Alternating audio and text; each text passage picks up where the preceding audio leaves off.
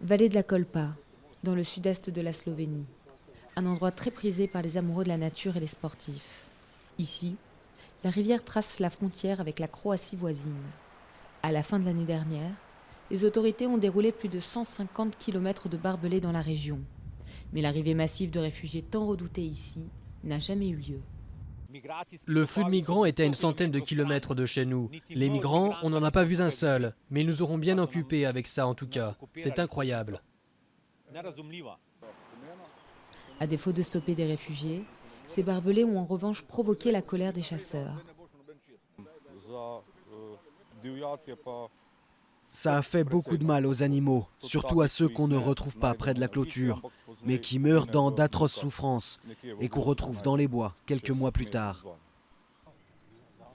Même si des efforts sont faits peu à peu pour adoucir la frontière en utilisant par endroits ces sortes de grillages verts à la place des barbelés, les habitants et les touristes ne sont toujours pas convaincus. La clôture nous a surpris. On a d'abord entendu parler de barbelés et à présent cette barrière. Je pense que ça ne sert à rien. Tracés de barbelés discontinus, pans entiers de clôtures manquants, la situation frôle l'absurdité, surtout dans une région où les frontaliers ont toujours vécu en harmonie de part et d'autre de la Kolpa. Je pense qu'il y avait d'autres moyens de s'y prendre.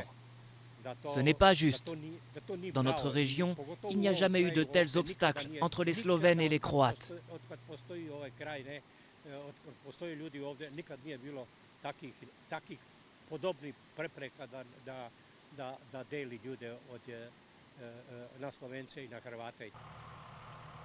Les autorités slovènes estiment à plus de 99 000 le nombre de migrants ayant traversé le pays depuis le début de l'année, avant que la route des Balkans ne se referme définitivement en mars.